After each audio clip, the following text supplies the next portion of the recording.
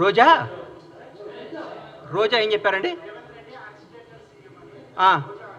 రోజా గారి గురించి, రోజా డైమండ్ రాణి, ఆమె గురించి ఏం మాట్లాడతాం? ఆమెకు సీట్ వస్తుందో రాదో డౌటు.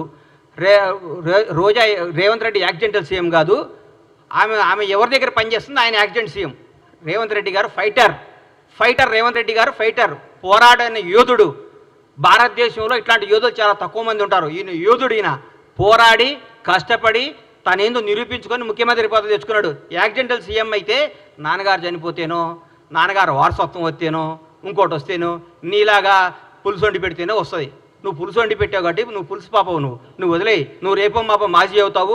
ఆ మాజీ ఈ మాజీ కలిసి పెట్టి ఇక్కడ వచ్చి జబర్దస్త్ ప్రోగ్రామ్ చేసుకుంటా, పగల జబర్దస్త్ షూటింగు, నైట్ పూట ఏమో మాజీలు కలిసి తాజాగా కేజీలు తెచ్చుకొని పులుసు వండుకొని పెట్టుకోను. అంతేగాని మా ముఖ్యమంత్రి అనే స్థాయి ఇది కాదమ్మా తల్లి. నువ్వు ఈ స్థాయి కాదు. నువ్వు ఐటెం రానివి. నువ్వు ఐటెంలానే ఉండు.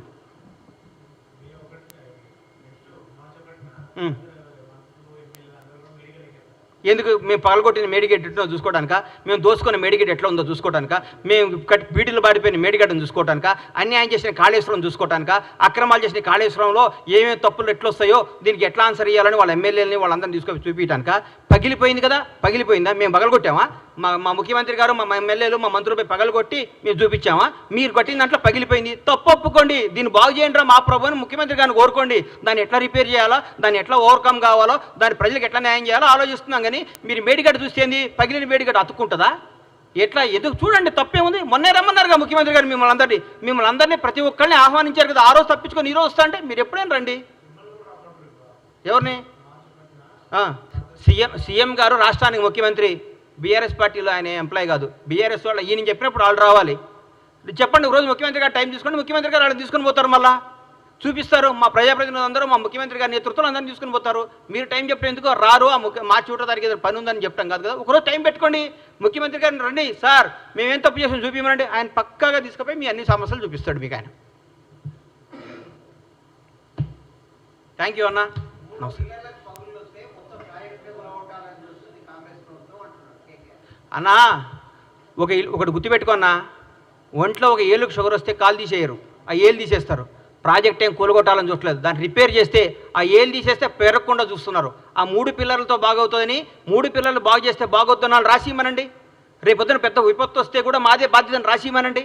ఒకవేళ పొరపాటు మేడిగడ్డ పగిలిపోతే, మేడిగడ్డ పడిపోయి కొట్టుకోపోతే బీఆర్ఎస్ ప్రభుత్వం బాధ్యతను రాసిమని చెప్పండి.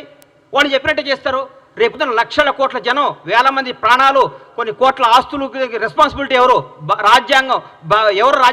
ఎవరు రెస్పాన్సిబిలిటీ? ప్రభుత్వ రెస్పాన్సిబిలిటీ. ఏది మంచో ఏది న్యాయమో అది చూస్తారు. మొత్తం పగిలిపోతే పనికి రానప్పుడు తీసేకేం చేస్తాం సార్? పనికి రానప్పుడు తీసేకేం చేస్తారు? పనికి వస్తే పడగొట్టడానికి పిచ్చోళ్ళ ఇల్లు. పడికి వస్తే ఇంతమందికి ఉపయోగపడేది ఉంటే ఎందుకు పడగొడతారు దాన్ని? మీరు తప్పు చేస్తున్నారు. మీరు 3 పిల్లర్లు వస్తే, మనిషిలో 3 పిల్లర్లు వస్తే దాన్ని రేపు 3 పిల్లలు 30 పిల్లర్లు కాకుండా దీన్ని అరికట్టాలి.